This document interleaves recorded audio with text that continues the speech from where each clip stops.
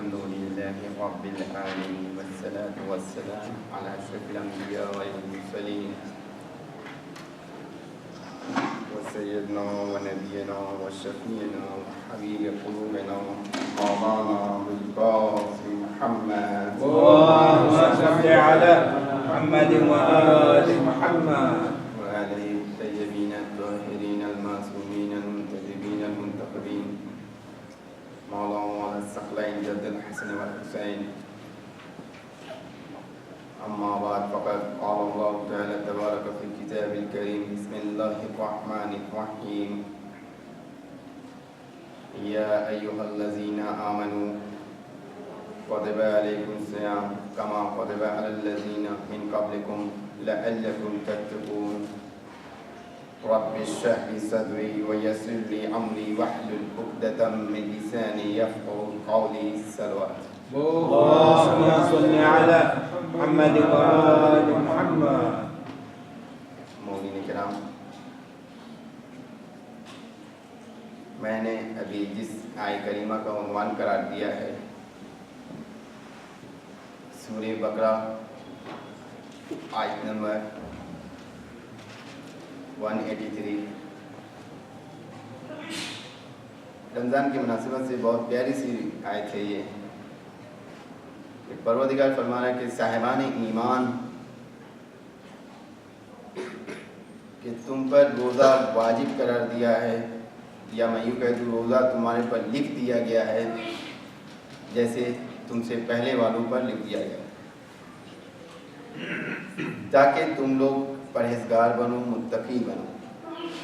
یہ آیت کا لفظی ترجمہ ہے. اب یہاں پر اس آیت سے ہمیں معلوم ہوتا ہے کہ ہمیں متقی بننا چاہیے، تقوی گزار بننا چاہیے، پرہیزگار بننا چاہیے. کیسے بنیں گے؟ تقوی کہتے کس کو ہیں؟ تقوی کے معنی کیا ہے؟ تقوی کے معنی ہے جو ظاہراً جو نظر آتا ہے کہ برائیوں سے دور ہونا، اجتناب کرنا،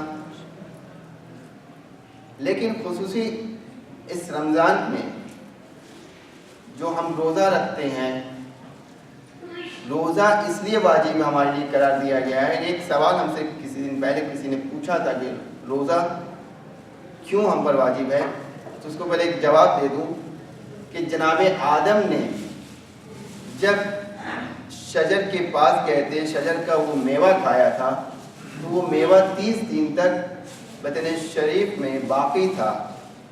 تو پروردگار نے جناب آدم کو 30 دن تک بھوکا رکھا، کیونکہ ہم انہی کی اولاد ہیں. بھوکا رکھا تھا، اس لیے روزہ ہمارے پر واجب ہے. یعنی اس آیت سے جو پہلے جیسے پہلے والوں پر واجب قرار لکھ دیا گیا تھا یا قرار دے دیا گیا تھا، تو اس سے سمجھ میں آتا ہے کہ جناب آدم کے اوپر بیک سائڈ پہ جائے، جناب آدم سے آئیے. جناب آدم کو 30 دن بھوکا رکھا گیا تاکہ ان کو احساس ہو کہ جو ہم نے غلطیاں کی ہیں وہ دوبارہ ہماری نسلوں میں، ہماری اولادوں میں نہیں ہوگی. تقویٰ کے معنی صرف یہ نہیں ہے کہ ہم روزہ رکھیں، یہ تقویٰ کا معنی یہ نہیں ہے کہ صرف ہم نماز پڑھیں، قرآن پڑھیں، دعائیں پڑھیں یا دن بھر بھوکے رہیں. نہیں، روزہ اس کو نہیں کہتے ہیں. تقویٰ ایسے آپ کے پاس نہیں آئے گا. تقویٰ آئے گا کیسے؟ آپ بھوک اور پیاس کے ساتھ ساتھ اپنی آنکھوں کا بھی روزہ رکھنا پڑتا ہے، کانوں کا بھی روزہ رکھنا ہوتا ہے، اپنے اعضاء سے بھی.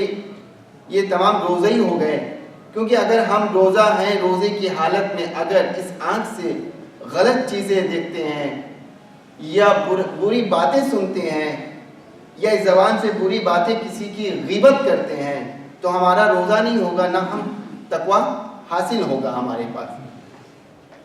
تقویٰ کے معنی تو یہ ہے، لیکن ایک جگہ اور ہمیں ملتا ہے کہ تقویٰ دن اور رات، دن میں بھوکے پیاس رہیے اور رات میں روزہ اس طریقے سے کھولیے کہ جس طریقے سے کہا گیا ہے. یہ نہیں کہ ہم روزہ کھولیں اور کہ وہ دوسرے دن کا روزہ ہمارا خراب ہو جائے. تو اس طریقے سے نہیں ہونا چاہیے. یا ایھا الذین آمنو یہ خطاب ہوا ہے.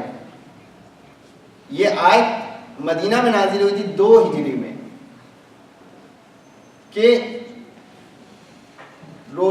روزے کا اثر باڈی پر جو ہوتا ہے. کبھی شیخ صاحب کو 2-3 دن ابھی انہوں نے کنٹینیو اس چیز کو بیان کیا ہے کہ روزہ رکھنے سے بہت سارے فوائد ہیں ڈاکٹری لحاظ سے بھی. اور ڈاکٹر تو یا سائنٹسٹ کے بعد میں آیا. پہلے تو ہمارا 1400 سال پہلے کا اسلام ہے ہمارے پاس. یا سائنٹسٹ یا ڈاکٹر جو بھی بنتے ہیں, جو بھی حاصل کرتے ہیں, یہ ہماری کتابوں سے حاصل کرتے ہیں, قرآن اور نہج البلاغہ سے. ہمارا سب ہم اس چیز سے فائدہ نہیں اٹھاتے ہیں. دیکھا جائے تو قرآن میں پوری دنیا سمٹی ہے, اور ہم اگر چاہیں تو ڈاکٹر, انجینئر, ہر چیز ہم بن سکتے ہیں. لیکن ہمارے اندر وہ محدود ہی قرار دے دیا گیا ہے کہ صرف ہم قرآن پڑھیں اور اس کو تھوڑا بہت ترجمہ کر لیں اور سمجھ لیں. نہیں, اس کو دقیق سمجھیں ایک ایک آیت کے اوپر کہ یہ آیت کہہ کیا رہی ہے, ہمیں کیا کرنا چاہیے. آج چاند کے اوپر لوگ کہاں سے کہاں چلے جاتے ہیں, سورج کے اوپر جانے کی کوشش کی جا رہی ہے. یہ کیوں, کہاں سے؟ یہ ہماری کتابوں سے. اب یا ایھا الذین آمنو روزے کا اثر کیا ہے؟ آپ اگر مہینے میں روزہ رکھتے ہیں تو روزہ شہوت, غضب کے اوپر کنٹرول کرتا ہے. اور غضب میں غصہ, بولتے ہیں نا غصہ جو ہوتا ہے انسان تو اندھینے مہینے میں یعنی رمضان چھوڑ کے غصہ ہے تو آپ کھڑے رہیں تو بیٹھ جائیے, بیٹھے ہیں تو کھڑے ہو جائیے, یا ٹھنڈا پانی پیجیے, یہی کہا جاتا ہے نا. لیکن رمضان میں اگر دوپہر میں غصہ آ جائے تو اس وقت آپ کیا کریں گے؟ پانی تو نہیں پئیں گے. کہ مولانا نے تو بول دیا, چھوٹ دے دیا, روزے میں غصہ آ گیا تو پانی پی لیں. نہیں, وہاں پر روزہ اس لیے رکھا گیا کہ غصہ کنٹرول ہو جائے گا. روزے کی 3 قسمیں ہیں, ایک عام, ایک خاص, ایک خاص و خواص. یہ 3 چیزیں. عام کیا چیزیں؟ عام کھانا پینا چھوڑ دینا, یہی ہے. ہم سب سے جدا ہو جانا, یہی چیزیں. خاص کیا ہے؟ خاص برائیوں سے, گناہ سے اجتناب کرنا, یہ خاص ہے. یہ 2 قسم ہوگی. لیکن خاص و خواص کیا ہے؟ یہ لاسٹ کون سی قسم آ گئی؟ یہ وہ ہے کہ جو غیر خدا کی محبت دل میں نہ ہو, یعنی سوائے اللہ کی محبت ہو, اہل بیت کی محبت ہو, تو ہم تقوی کی منزل تک پہنچ سکتے ہیں. تقوی ہم پوری کوشش کرتے ہیں کہ روزہ ہمارا خراب نہ ہو. یہ مہینے کے روزے ہو گئے, رمضان کے روزے, لیکن کنٹینیو ہر مہینے اگر انسان 3 دن روزہ رکھتا ہے تو تقوی کی منزل تک پہنچنے کی پوری امید ہے. ہر مہینے 3 روزہ رکھے. اب روزہ ہم رکھتے ہیں لیکن روزے کے فوائد نہیں سمجھتے, عمل نہیں کرتے. یہاں پہ تمام بزرگان ہم سے زیادہ جانتے ہیں روزے کے بارے میں, لیکن روزہ صرف کھانا پینا چھوڑ دینا نہیں ہوتا. کھانا پینا تو اس لیے سمجھا جائے کہ ہم اس لیے روزہ رکھ رہے ہیں کہ ہم دن بھر اگر بھوکے رہتے ہیں تو ہمیں فیلنگ ہوتی ہے کہ ہاں ہم روزہ ہیں, روزے کی حالت میں ہیں. اس سے یہ احساس ہوتا ہے دوسرے غریبوں کو دیکھنے سے کہ جو پورے سال غریب بھوکے رہتے ہیں, یا ایک ٹائم کھاتے ہیں, 2 ٹائم نہیں کھاتے. یہ احساس ہوتا ہے ان غریبوں کو دیکھ کر. روزہ, کیونکہ روزہ جو ہے, روزے میں ریاکاری نہیں ہوتی ہے, یہ ایک مخفی ہے, مخفی چھپا ہوا ہے. نماز آپ پڑھیں گے, زکوٰۃ دیں گے, خمس دیں گے تو یہ ظاہر ہوتا ہے, لیکن روزہ مخفی عبادت ہے. اب بہترین عبادت اگر دیکھا جائے تو بہترین عبادت روزہ ہے کہ روزہ انسان کو تقویت تک پہنچا دیتا ہے. یہ عبادت ہمارے ائمہ علیہ السلام اسی ماہ رمضان میں جب بھی شہزادی کے در پر کوئی سائل آیا کرتا تھا تو جو چیز افطار میں رہا کرتی تھی وہ دے دیا کرتے تھے. وہ یہ نہیں سوچتے تھے کہ ہم دے دیں گے تو ہم روزہ کیسے کھولیں گے, ہم کیا کھائیں گے. وہ یہ نہیں, وہ جب بھی کوئی سائل آیا تو انہوں نے دے دیا. اس کا اجر خدا دیتا ہے. بے شک ہم اگر کہہ دیں کہ بھائی آپ کیوں نہیں دیتے ہیں, تو کہتے ہیں اگر ہم دے دیں تو ہمارے بچے کیا کھائیں گے. امامین حسنین چھوٹے تھے, سائل آیا, روٹیاں بنی تھی, روٹیاں دے دیا. روزہ کس چیز سے کھولا؟ نمک سے کھولا یا کھجور سے کھولا. زائد المستحب ہے یا سنت دیکھا جائے تو روزہ نمک اور کھجور سے ہے. تقویٰ ہمیں حاصل کرنا ہے تو ہم کوشش یہ کریں کہ اپنے بزرگوں, اپنے والدین کے ساتھ اس طریقے سے پیش آئیں تاکہ وہ جو آنکھوں کا روزہ ہوتا ہے, کانوں کا روزہ ہوتا ہے, زبانوں کا روزہ ہوتا ہے, ان تمام چیزوں کے ساتھ ہم ماں باپ کے ساتھ, اب بزرگوں کا احترام کریں, ماں باپ کے ساتھ نیکی کریں. ان تمام چیز اگر اس کے اندر اس نظر آ گئی تو واقعاً وہ متقی اور پرہیزگار ہے. متقی اور پرہیزگار ہر انسان کہتا ہے کہ ہم تقوی گزار ہیں. سر جھکا کے چلنا, اس کو تقوی ہم نہیں مانتے, یا ہم زیادہ احترام میں سلام ادا کرنے لگے, یہ تقوی نہیں آتا ہے. ہمیں تقوی حاصل کرنا ہے تو تقوی اپنے اجزاء سے ظاہر کرنا پڑے گا. ہم کوشش یہ کریں کہ نماز اگر پڑھیں یا دعا پڑھیں تو ماہ رمضان میں جتنی دعائیں ہیں, خصوصی دعائیں, وہ دعائیں کو انجام دیں اور اعمال زیادہ زیادہ اعمال بنا لائیں. کیونکہ یہ مرحومین کی کسی مرحومہ کی مجلس ہے. یہ مرحومہ واقعاً تقوی گزار تھی کہ جو ان کے گھر والے یا ان کے قرابت دار جو یہ مجلسیں رکھے. اور سب سے بڑی خوشیاں یہ ہیں کہ انسان مومنہ ہے یا مومن ہے, اس کی میت پہ یا اس کی مجالس میں جو سارے ثواب کی ہوتی ہے, اس میں سمجھ میں آتا ہے جب مومنین زیادہ سے زیادہ تعداد میں جمع ہوتے ہیں. کیونکہ مومنین جب ایک ساتھ جمع ہوتے ہیں تو وہ ان کے لیے مغفرت کی دعا کرتے ہیں. یا ایھا الذین آمنوا کتب علیکم الصیام کما کتب علی الذین من قبلکم لعلکم تتقون. شاید ہم بھی ان متقیوں میں سے شمار ہو. ہم کوشش یہ کریں کہ اپنے بچوں کو یا اپنے شباب, اپنے نوجوان کو تعلیم دیں کہ دیکھو روزی کی حالت میں تمہیں اپنے ہر چیز کو صحیح رکھنا پڑے گا. اگر تم نماز پڑھ کے اور ابھی کچھ دیر بعد باہر گئے اور پھر اس آنکھوں سے کچھ بری چیزیں دیکھ لی, یا پھر یہ قدم برے کاموں کے لیے نکل گئے, یا پھر یہ زبان کسی کی غیبت کر دی, تو لہٰذا یہ تمہارا سارا روزہ رد ہو جائے گا خدا کے سامنے. پروردگار اپنے متقی کو پسند کرتا ہے, تقوی گزاروں کو پسند کرتا ہے.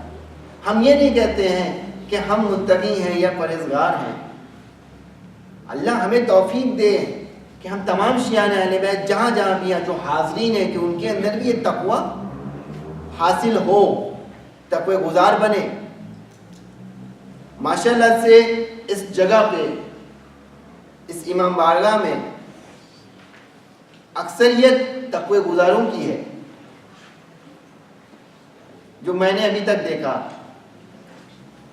تو ہمیں متقی بننا چاہیے اور عبادت مخفی ہے، مخفی عبادت کا فائدہ اٹھائیں. ہم یہ ظاہر نہیں کریں کہ دیکھو بھائی ہم روزہ ہیں. نہیں، روزہ ہم ظاہر ایسے نہیں. روزے کو اگر ظاہر کرنا ہے تو ہمیں جو کہا گیا ہے اس پہ عمل کریں گے تو روزہ خود بخود بھی ظاہر ہو جاتا ہے. کیونکہ یہ اثر ہے. 3 چیز کا خیال رکھیے گا اپنے ذہن میں کہ عام، خاص اور خاص الخواص کا. یہ 3 چیز کہ اپنے، کیونکہ روزہ جو ہے گناہوں کو بخشواتا ہے. اور جو بچے روزہ رکھتے ہیں ان کے والدین کو ثواب پہنچتا ہے، بچے کو نہیں پہنچتا ہے. جو معصوم بچے ہیں وہ روزہ رکھتے ہیں تو ان کے والدین کو ثواب پہنچتا ہے. ان کے بزرگان جو ہیں مرحومین، تو ان کے لیے یہ فائدہ ہے. ہم کوشش یہ کریں کہ روزہ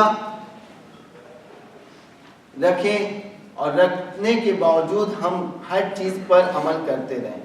اپنی آنکھوں سے، کانوں سے، زبانوں سے، اس قدم سے، اس ہاتھوں سے کچھ ایسا غلط کام نہ کریں جس سے ہمارا روزہ رد ہو جائے.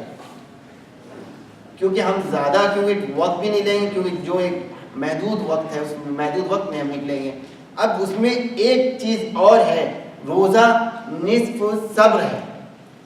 صبر، یہ صبر کیا ہے؟ کون سی چیز ہے؟ دیکھیے ہم روزہ رکھتے ہیں تو صبر کرتے ہیں، یعنی ہم اپنے اندر کنٹرول کرتے ہیں، اپنے اندر طاقت پیدا کر لیتے ہیں کہ ہم روزہ رکھ سکتے ہیں، ہم کھانا پینا چھوڑ سکتے ہیں، ہم ہمسر سے جدا ہو سکتے ہیں، ہم باقی گناہوں سے اجتناب کر سکتے ہیں. یہ ہے کنٹرول اپنے جسم کے اوپر، اپنے دل و دماغ کے اوپر.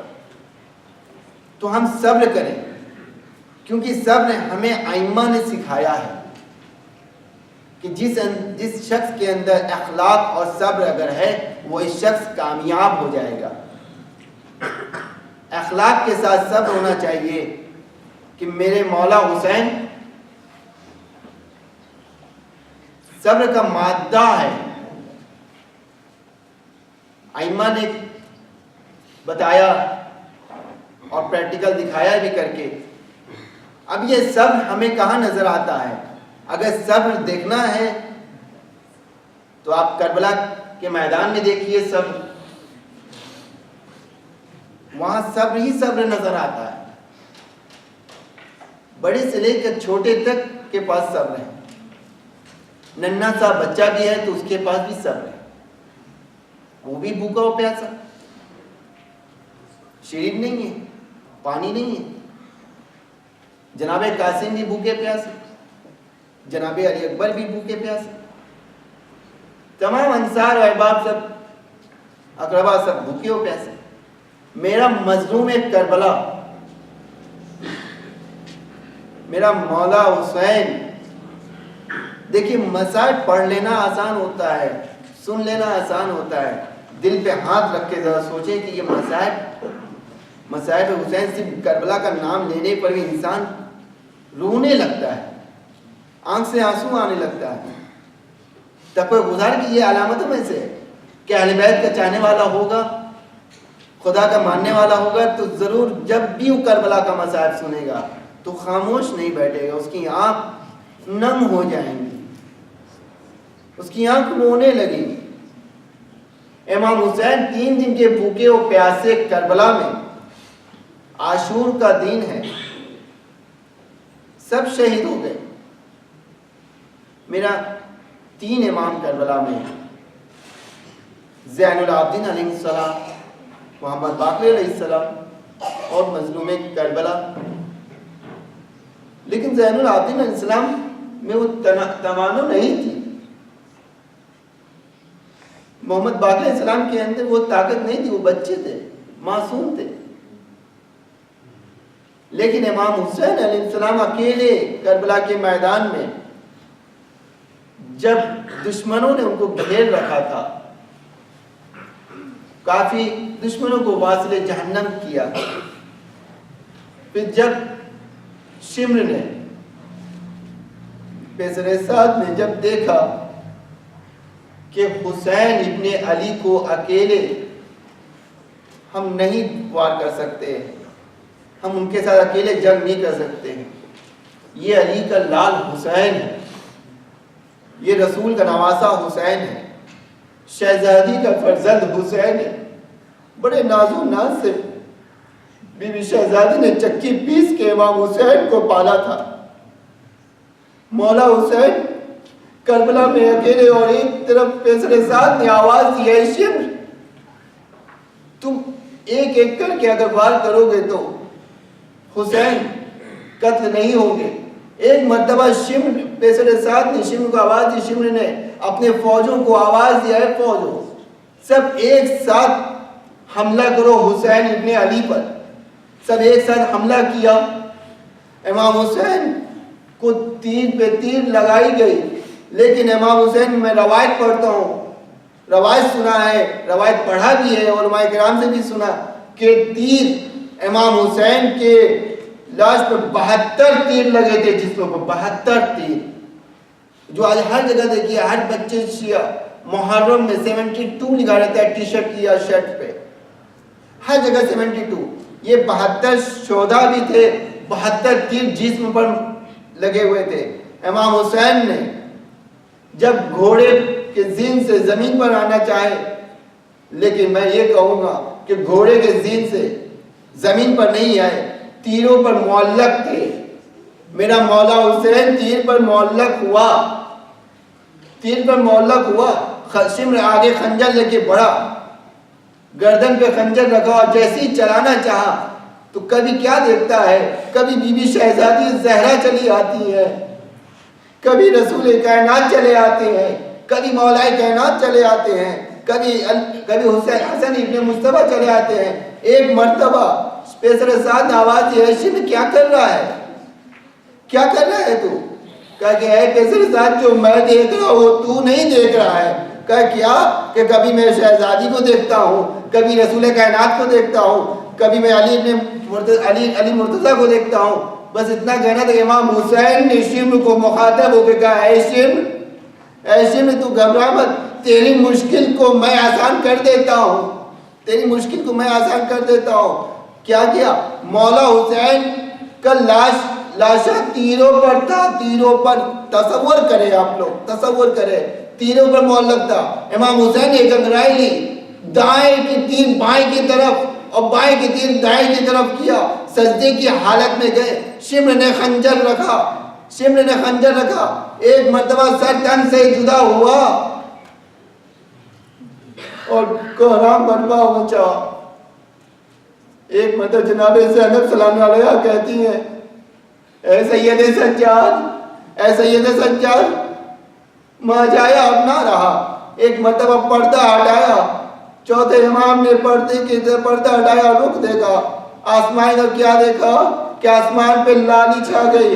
ایک مرتبہ السلام علیکہ یا ابا عبداللہ الحسین، السلام علیکم سیالم الذین کا ظلم کریم۔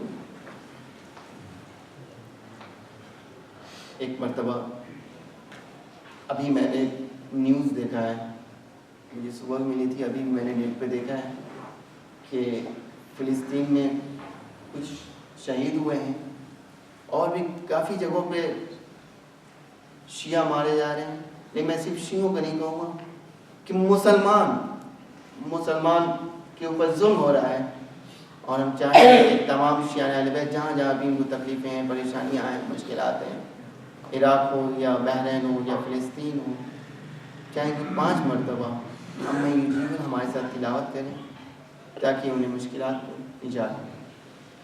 بسم اللہ الرحمن الرحیم، امن یجیب المضطر اذا دعا ویکشف السوء، امن یجیب المضطر اذا دعا ویکشف السوء، امن یجیب المضطر اذا دعا ویکشف السوء، امن یجیب المضطر اذا دعا ویکشف السوء، امن یجیب المضطر اذا دعا ویکشف السوء۔ پروردگارہ اس آیے کریمہ کے صدقے میں ہم تمام حاضرین کی مشکلات کو دور فرما، پالنے والے اس آیے کریمہ کے صدقے میں ہم تمام حاضرین مومن مومنات ان کی نیک حاجات کو پوری فرما۔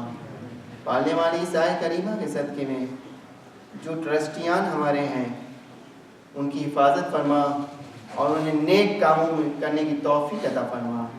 پالنے والی عیسائی کریمہ کے صدقے میں ہمارے بچوں کو دین تعلیم حاصل کرنے کی توفیق عطا فرما۔ اے پالنے والے عیسائی کریمہ کے صدقے میں ہم تمام گناہوں اور برائیوں سے دور فرما۔ اے پالنے والے عیسائی کریمہ کے صدقے میں ہم تمام جہاں جہاں شیعان اہل بیت ہیں، عراق، ایران، سیریا اور تمام علماء کرام، مراجع کرام کی حفاظت فرما۔ ایک مرتبہ سورہ ہم 3 مرتبہ سورہ توحید کی تلاوت فرما کے مرحومہ کی روح کے سارے اور تمام مومنین